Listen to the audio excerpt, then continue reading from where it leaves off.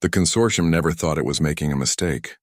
To its leaders, humans were just one more species scattered across the edge of the galactic map. They were new, untested, and not very impressive. The cartel's scouts had seen human farms, small cities, and trade ships. They looked weak. That was why a small team of brokers decided to make some quick profit. The plan was simple: raid a minor colony, take children, and sell them to distant buyers. Easy, clean, profitable. But they did not understand humans. The raid happened on a quiet afternoon. Lena, a 10-year-old girl with bright eyes and quick steps, had been playing a clapping game with her friends. Thomas, older and calmer, had been sitting with a half-built toy machine he liked to tinker with. Suddenly the sky filled with a strange hum. Shadows fell over the playground. Strange creatures in dark suits rushed in. Before anyone could react, the children were lifted up, carried onto a ship, and locked into a cold metallic cargo hold. At first, the children cried. They were frightened, alone, and cut off from their families. But Lena remembered something her grandmother always told her. When you are scared, sing. The song will keep you steady, and the steady mind will find a way. So Lena began humming an old rhyme. Slowly, the panic lessened. The others followed her lead. Soon, the crying stopped, replaced by whispers and questions. Even in that dark hold, they found a small light of hope. Among the guards was Zek, a young alien assigned to watch over the captives. He had been trained to believe humans were unremarkable. To him, they were just another job. Yet when he saw the children calm themselves with songs instead of screams, something unsettled him. Most species broke quickly. These children. They adapted. Zek filed the thought away, though he tried not to dwell on it. The freighter carrying them docked at an old border station. The place smelled of oil, smoke, and desperation. Merchants shuffled papers, traded credits, and closed deals without caring about what was being sold. The children were left in the hold, watched by rotating guards. Zek noticed how Lena's eyes always moved, scanning vents and door panels. He noticed Thomas studying a loose panel on the wall, his fingers twitching as though he already had a plan. Zek's orders were simple: watch but do not interfere. Still, curiosity kept him near. Far away, on a human station orbiting a different colony, Captain Mira Hale read the first intercepted report. She had been part of the Watch, a human coalition response force, for years.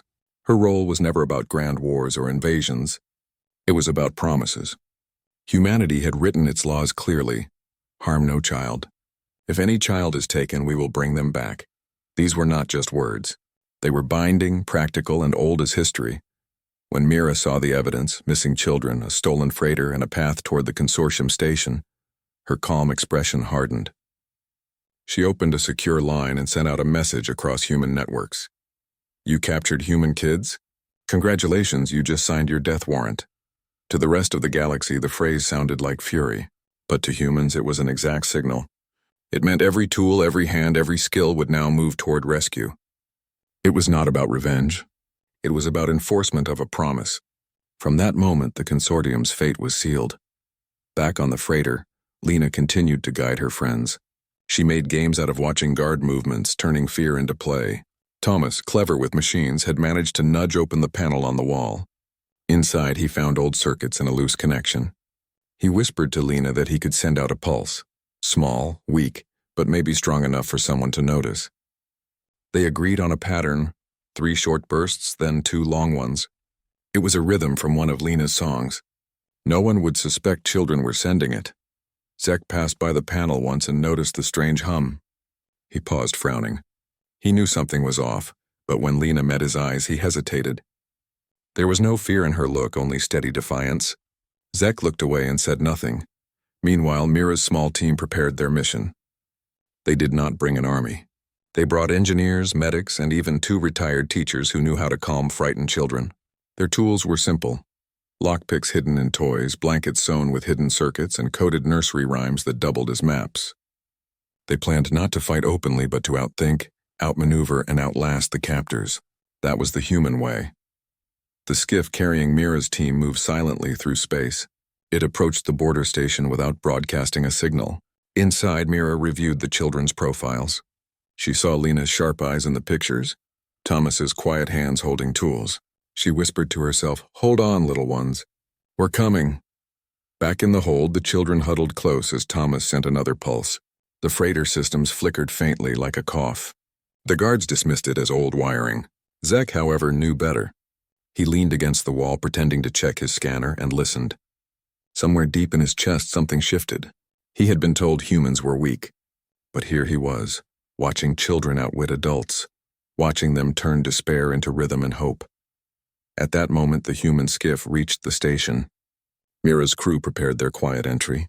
No alarms, no loud threats, just patience, skill, and determination. The mission had only one goal: bring the children home.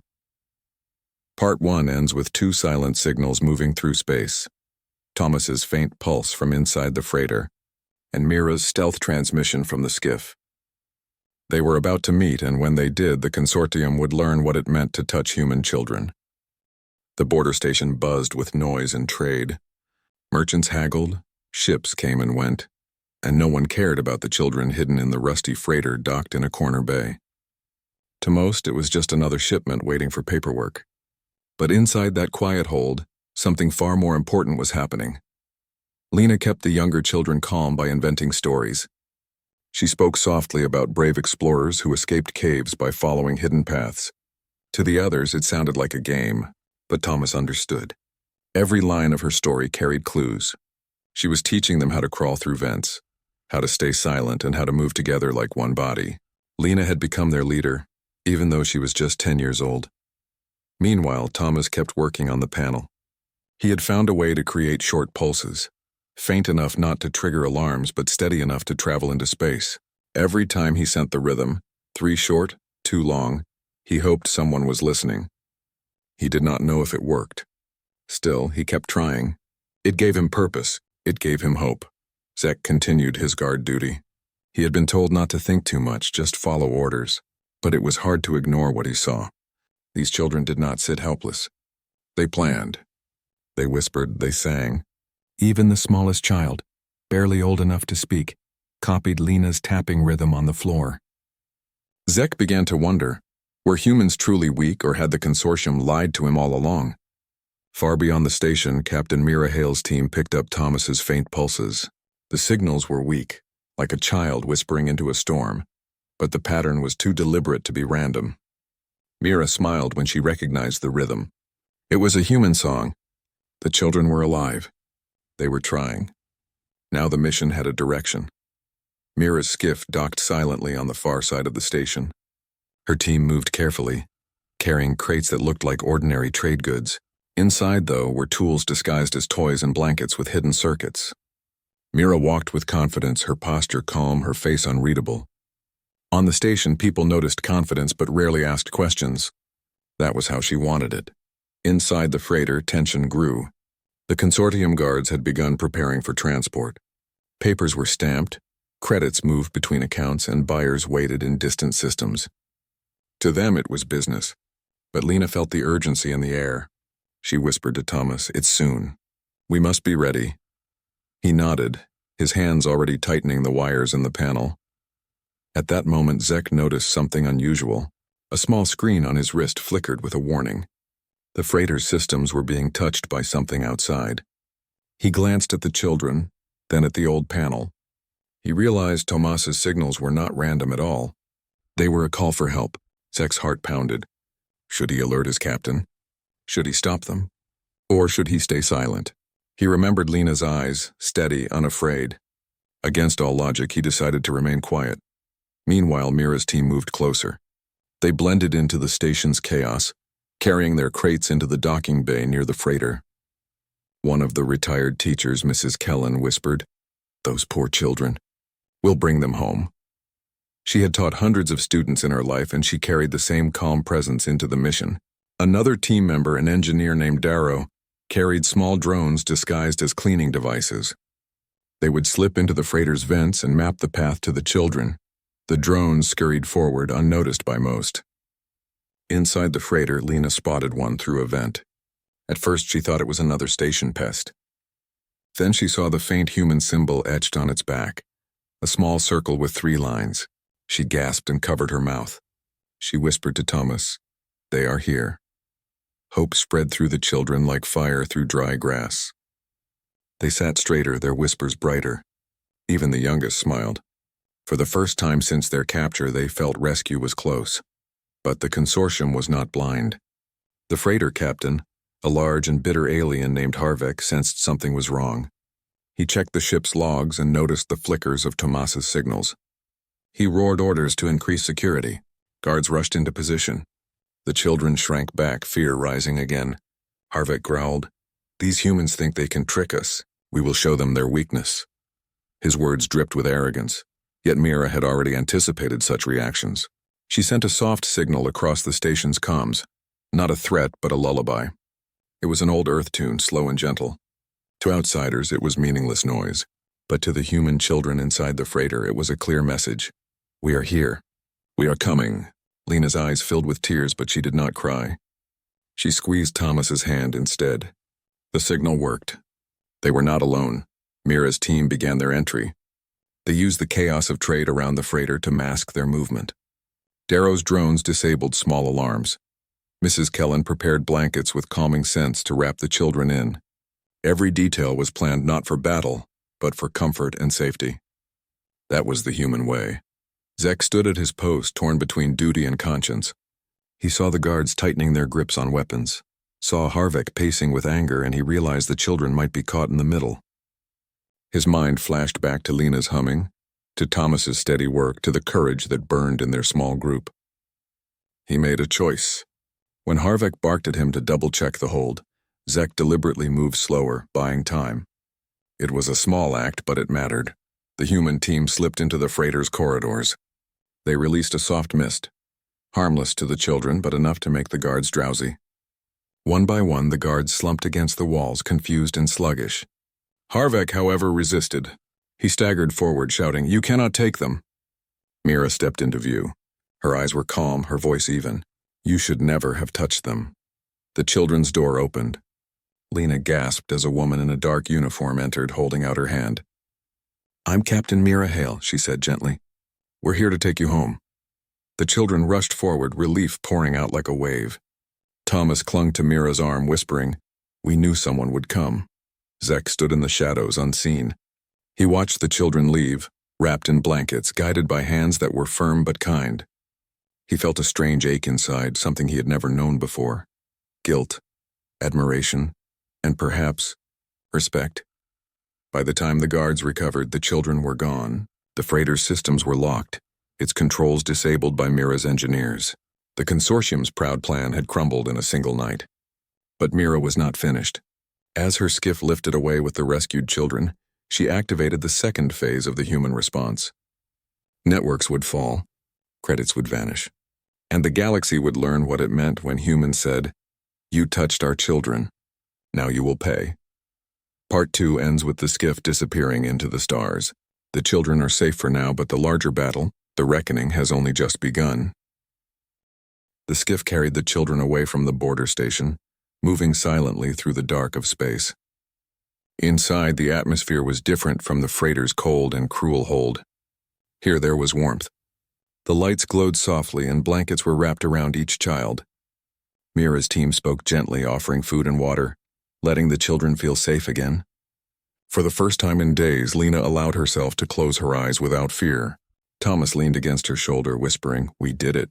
We're going home." But Mira knew the mission was not over. Rescuing the children was only the first step. The consortium would not stop unless they were made to understand the weight of their actions. Humanity had a reputation across the galaxy, sometimes exaggerated, sometimes misunderstood, but one truth remained constant. When human children were harmed, the response was relentless. Back on the station, Zek stood alone in the empty corridor. The freighter's alarms had gone quiet. The guards were waking in confusion, and Harvek cursed as he realized his captives were gone. Zek did not report what he had seen. Instead, he slipped a data crystal into a secure channel. It contained the buyer's list, a record of every client who had ever purchased from the consortium. He sent it anonymously to Mira's network. It was his small act of justice. On the skiff, Mira received the file. She studied it in silence, then passed it to Darrow. "This is everything we need," she said. Darrow's eyes widened. "With this, we can shut down their trade routes completely." Mira nodded. And we will. But we'll do it our way. No chaos, no fire. We'll dismantle their power piece by piece. The watch moved quickly. Within hours, trade signals flickered and failed. Credits belonging to consortium leaders vanished into frozen accounts. Merchant houses cut ties, unwilling to risk business with a group under human sanction. Entire star lanes closed as neutral systems chose safety over profit. The consortium had expected a violent raid. Instead, they faced something far worse: complete isolation. Meanwhile, the children began their slow healing. Mrs. Kellen, the retired teacher, read stories to them, her voice steady and warm. The younger ones curled up around her as if she were a grandmother. Thomas asked questions about the skiff's systems, his curiosity returning with each hour. Lena sat quietly, watching Mira with thoughtful eyes. She whispered, "You came because we are children?" Mira shook her head softly. "We came because you are ours, and that means we never leave you behind." Back on the consortium's central hub, panic spread. Harvick and other captains argued, shouting across comms. "Humans are ruining our networks," one growled. Another replied, "They don't even fight. They cut us off. They're poisoning our markets." The fear in their voices grew. They had underestimated humans, thinking them weak. Now they realized the truth. Humans did not always fight with weapons. They fought with unity, patience, and precision. That was far more dangerous. Zek watched these arguments unfold. He felt no loyalty anymore. Instead, he remembered the children's faces, their courage, their songs. He thought of Lena's steady eyes and Thomas's clever hands. For the first time, he wanted to be on the side of people who built hope instead of breaking it. Quietly, he packed his things and left the consortium. His journey was uncertain, but his heart was lighter. The skiff finally returned to human space. Families waited anxiously at the station, their eyes searching for their children. The reunion was filled with tears, laughter, and relief. Parents held their children close, unwilling to let go. Mira watched from a distance, her own chest tight with emotion. She had seen many missions, but this one carried a weight unlike any other. Protecting children was not just duty, it was a promise of humanity's soul. Still, Mira knew her work continued. She stood before the Council of the Watch presenting the buyer's list. "We will not destroy them with fire," she said. "We will destroy the idea that taking a human child can ever bring profit. They will learn that this path leads only to ruin." The Council agreed. Sanctions spread across systems, and even alien governments who disliked humans chose not to defend the consortium. The risk was too high. Humanity had made its line clear. In the weeks that followed, news traveled fast. Stories spread of how humans had rescued their young and shut down a cartel without firing a single shot. Some species whispered that humans were merciless. Others said they were terrifying in their patience. But many began to understand. Humans were not feared because they were violent. They were feared because they loved fiercely, and they defended that love with all their strength. Lena, back home, often sat outside under the stars. She remembered the freighter's dark hold, Thomas's signals, and the moment Mira opened the door. She realized that courage was not about being unafraid. It was about acting even when fear tried to break you. She began writing down her story, promising to share it with others. "So no one forgets," she told Thomas. He smiled. "And so no one ever dares to try again." Zek, far away, began a new life. He worked quietly with human allies, helping map safe trade lanes and warning others about groups like the consortium. He carried shame for his silence, but also hoped that he could change. When asked why he had turned, he always answered the same: "Because even children showed more strength than my entire command." In the end, the consortium collapsed. Without buyers, without credits, without trust, their empire of greed dissolved. Harvick vanished, his threats empty echoes in forgotten corridors. The galaxy moved on, but it remembered the lesson: never touch human children. It was not just a warning. It was a promise written into law, enforced by people who would never break it. One evening, Mira walked through a quiet park on Earth. She saw Lena and Thomas playing together, their laughter filling the air. She felt peace settle in her heart. Humanity had many flaws, many struggles, but this, the defense of their young, was their clearest strength. She whispered to herself, "This is why we fight. Not for power, not for glory, but for them." The story closed not with fire or destruction, but with life continuing. The children grew stronger, their songs filled with hope. The galaxy remembered, and the humans reminded everyone once more. They were not weak, Not harmless, not forgettable. They were protectors. And anyone who harmed what they loved would find themselves facing a force that could not be measured by ships or weapons. HFY Truth. The death warrant was never about killing. It was about ending cruelty and proving that love, defended with unity, is the strongest weapon of all.